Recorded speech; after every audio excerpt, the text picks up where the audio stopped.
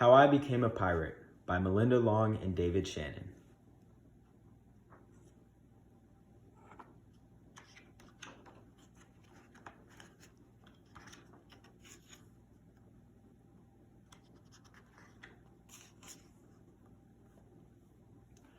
Pirates have green teeth when they have any teeth at all. I know about pirates because one day, when I was at the beach building a sandcastle and minding my own business, a pirate ship sailed into view. I knew what it was because its flag had a skull and crossbones on it, and because I could hear the pirates singing, "Hey ho, blow the man down." They were a little off key. I tried to tell Dad, but he was busy setting up the beach umbrella. I tried to tell Mom, but she was busy slathering my baby sister with sunblock. So I went back to my sandcastle, but I kept an eye on the pirates. By then, they were rowing to shore. When they landed, the head pirate climbed out of the boat and yelled, "Ahoy there, matey! Be this the Spanish Main?" "No," I said. "This is North Beach." "Shiver me timbers," the pirate said. "We must have taken a wrong turn at Bora Bora." He walked around my sandcastle. He looked at the moat, then yelled back to his crew. "He's a digger, he is, and a good one to boot." "A good one to boot," the others agreed. What be your name, matey?" the head pirate asked.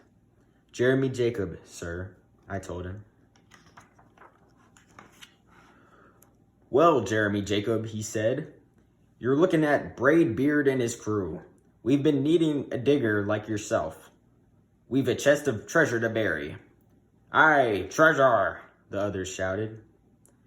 "You're coming with us," Braid Beard told me. I didn't think Mom and Dad would mind, as long as I got back in time for soccer practice the next day. That's how I became a pirate.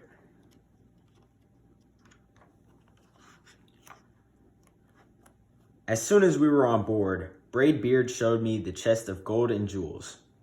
"Got to find a safe place for this here treasure. It's high time we were off," he announced. "We're off," we all shouted, and then we set sail. There was plenty to do on board. The pirates taught me to sing sea chanties, the louder the better, and to say real pirate stuff like landlubber and scurvy dog. By dinner time, I could speak pirate perfectly. I also learned pirate manners. Braid Beard pounded his fist on the table and yelled, "Down the hatch, me laddies! Down the hatch!" we all shouted. Braid Beard gulped his food and said, "Hand over the meat!" "The meat!" we all roared. Nobody told us to finish our spinach. There wasn't any. Or to chew up on our carrots. They weren't allowed on board. We talked with our mouths full, and nobody said please or thank you. After dinner, I tried to teach the pirates to play soccer. Braid Beard kicked the ball and yelled, "Arg, soccer! Arg, soccer!" the crew yelled. Then everybody dove for the ball at once, and it rolled right off the deck. "After it, me hearties," Braid Beard commanded. "After it," we all whispered.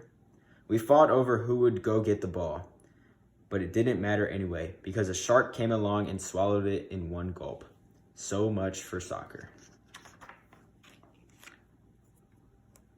By now it was past my bedtime, but nobody tells pirates to go to bed, to take a bath, or to brush their teeth. Maybe that's why their teeth are green. Pirates sleep with one eye open, just in case, and they don't change into pajamas unless they want to. Pirates don't do anything they don't want to, except maybe swabbing the decks. I wanted to be a pirate forever. But then I found out what else they don't do. When I couldn't stay awake any longer, I asked Braid Beard to tuck me in and read me a story. "Tuck you in?" he bellowed. "Pirates don't tuck." "No tucking," the crew cried. And the only thing they had to read was a map. "Don't you have any books?" I asked. Braid Beard looked confused. "Books?" I didn't even bother to ask about a good night kiss. It wasn't easy to fall asleep without a story, but I was finally dozing off when a storm broke. Thunder boomed and lightning flashed. I tried to hide under the covers as waves slammed up against the ship, but I kept falling out of my hammock. I couldn't find anyone in the cabin. They were all on deck. "Lower the sails," Braidbeard shouted. "Batten down the hatches." Everybody ran around yelling and lowering and battening. Nobody had time to sit close and tell me it would be over soon. Nobody even noticed me. I decided that I didn't want to be a pirate after all. Just then, flash, crack, flash! Lightning hit the mast and split it right down the middle. "What'll we do now?" yelled one of the pirates. "We'll have to turn back," called another. "But the treasure!" hollered Braidbeard. "Where will we bury the treasure?" I stepped forward. "Maybe I can help," I shouted over the wind. "I think I know the perfect digging spot." When the storm was over, we rowed back to shore and buried the chest. We drew a map so we could find the treasure again, but I don't think I'll need it. After that, the pirates repaired the ship and got ready to set sail. Before they left, Braidbeard handed me a flag and said, "You make a fine pirate, Jeremy Jacob. Guard that treasure well. We'll be back to get it soon enough." "Soon enough," the crew repeated. "And if you ever need us," Braidbeard added, "just run the Jolly Roger up yonder pole." "Up yonder pole," the others shouted. "And maybe I will, but not today. I have soccer practice."